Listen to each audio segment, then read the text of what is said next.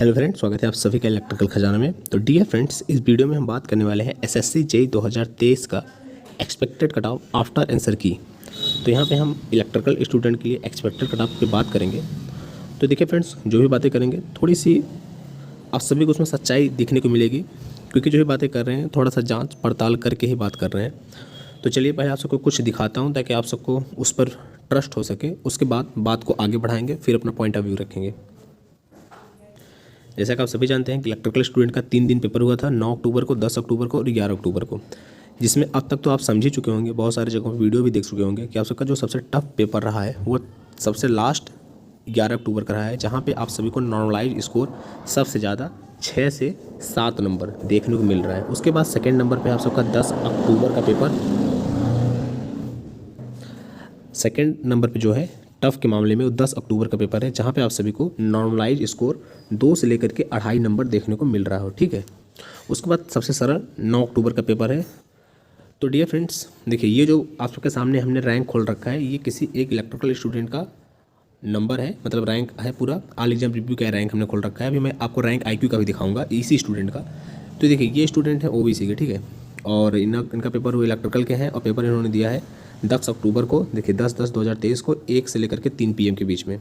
और यहाँ आप इनका देख पा रहे होंगे टोटल जो स्कोर इनका बन रहा था 114.75, ये इनका रॉ मार्क, और जो इनका नॉर्मलाइज स्कोर हुआ है 117.4 हो रहा है। ये according to all exam review के अकॉर्डिंग। देखिए जो होता है, देखिए मैं एक आपको बात क्लियर कर देना चाहता हूँ। ऑल एग्जाम रिव्यू का मैंने पिछला भी रिकॉर्ड देखा है। ये जितना भी आपका नॉर्मलाइज स्कोर देता है, एग्जाम का जब आता है फाइनल रिजल्ट, इससे 1-2 नंबर और बढ़ के ही मिलते हैं, कम कभी नहीं होते हैं। ठीक है, तो अब देखिए इनका 117.4 नंबर है आफ्टर नॉर्मलाइज के बाद। तो इनकी अब देखिए रैंक देखिए,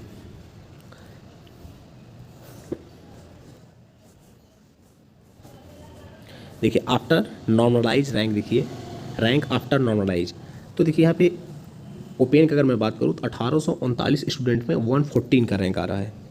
117 पॉइंट कितने नंबर पे, 117 पॉइंट समथिंग 4 था या 5 था। ठीक है, 117.5 नंबर पे 140 रैंक इनके बन रहे हैं 1839 स्टूडेंट में। तो मैं कह रहा हूँ, अभी मैं आपको और दिखा देता हूँ। और आप सभी जो ब्रांच टॉपर है ओवरऑल, मतलब तीनों शिफ्ट मिला करके जो ब्रांच टॉपर है वो भी आफ्टर नॉर्मलाइज के बाद 141.77 गया है, और बाकी रॉ मार्क आप जब लेंगे तो 139 है। मैंने ऑलरेडी देख रखी है सारी चीज़ें।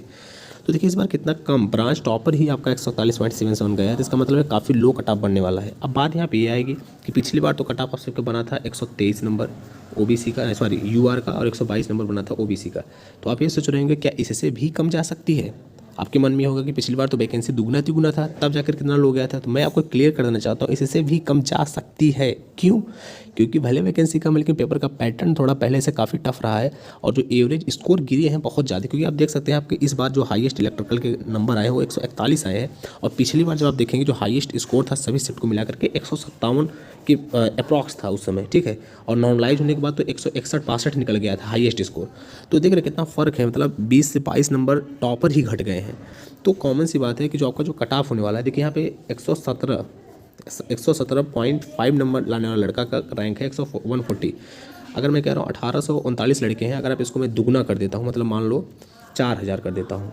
और आप सभी जानते हैं जो स्टार्टिंग का ये लड़के होते हैं यही रेस में रहते हैं, मतलब इन्हीं का रैंक अच्छा होता है। बाकी जैसे जब लड़कों काउंटिंग बढ़ती जाती है तो उतना ज़्यादा वेरिएशन भी नहीं आता है आपके रैंक में।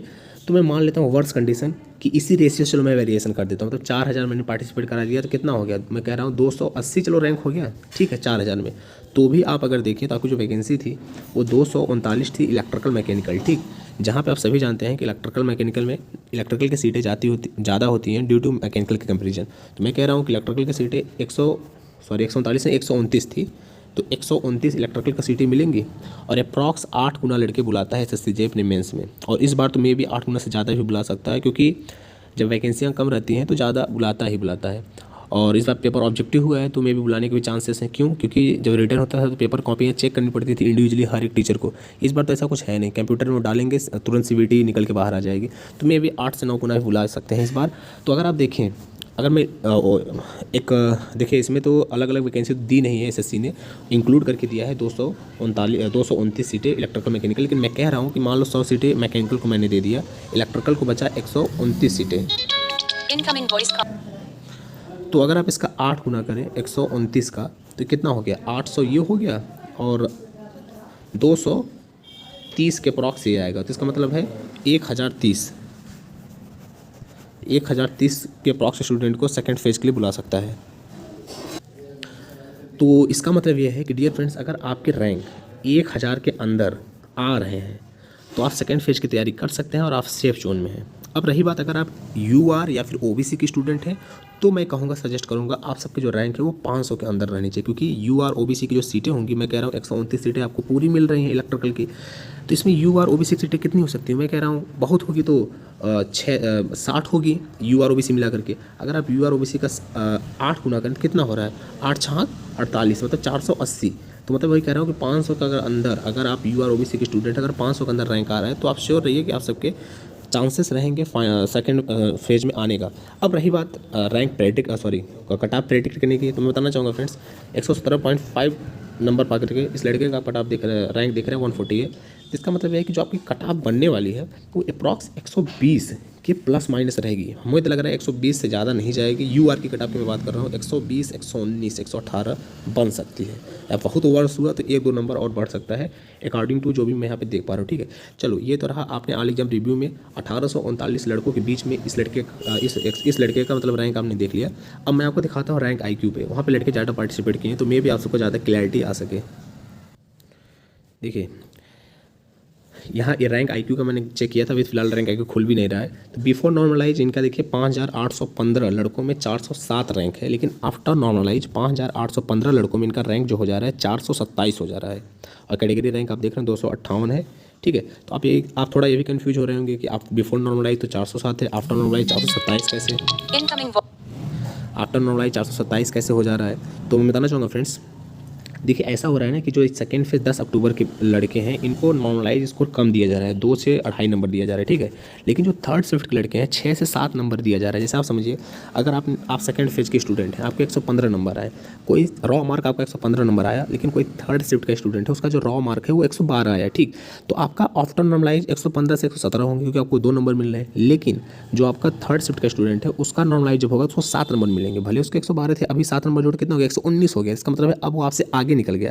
तो ये वही स्टूडेंट हैं जो आपके आगे आ जा रहे हैं। तो आपका जो आफ्टर नॉर्मलाइज हो रहा है ये सेकंड शिफ्ट का थोड़ा सा खराब हो रहा है, और इससे ज़्यादा खराब तो फर्स्ट शिफ्ट का हो रहा है, क्योंकि फर्स्ट शिफ्ट में तो नॉर्मलाइज को शायद में भी 1 नंबर मिल रहा है। ठीक है, तो डियर फ्रेंड हमने ये भी दिखा दिया कि आप देख सकते हैं 117.4 नंबर पाने वाले लड़के का रैंक 5815 स्टूडेंट में 427 है आफ्टर नॉर्मलाइज के बाद। तो आप समझ सकते हैं कट ऑफ क्या बनने वाला है। अप्रॉक्स 800 तो लड़के तो बुलाएगा रैंक में। और ये वो लड़के हैं 6000 जो आप देख रहे हैं अप्रॉक्स यहाँ पे, जो ठीक ठाक है, क्योंकि जिनके नंबर ठीक होते हैं वही रैंक वगैरह चेक करते हैं, बाकी जिनके नहीं होते ऑलरेडी चेक नहीं करते हैं। तो अगर यहाँ पे रैंक IQ कोई लड़का अपना रैंक वगैरह चेक किया है 6000 के बीच में, तो मैं कहूँगा उसके रैंक बहुत ज़्यादा वेरी नहीं करेंगे, 20 से 30 रैंक और वेरी कर सकते हैं। ठीक है फ्रेंड्स, चलिए फिर मिलते हैं नेक्स्ट वीडियो में। उम्मीद करते हैं आपको सारी चीज़ें समझ में आई होगी। और रही बात, अभी मैंने यूआर का कट ऑफ बताया 120, और इसी सीक्वेंस में आप 1 नंबर 2 नंबर कम कर लीजिएगा ओबीसी के लिए, और ऐसे ही 6 से 7 नंबर कम कर लीजिएगा एससी के लिए, बाकी एसटी के लिए 10 से 12 नंबर इसी सीक्वेंस में सेट कर लीजिएगा, जिससे प्रीवियस ईयर में हुआ था। ठीक है, चलिए फिर मिलते हैं नेक्स्ट वीडियो में, और चैनल को सब्सक्राइब जरूर कर दीजिएगा ताकि मैं भी मोटिवेट रह सकूँ और सबके लिए कंटिन्यू इसी प्रकार मेहनत करता हूँ। चलिए मिलते हैं next video. Thanks for watching this video, see you soon next time. Thank you.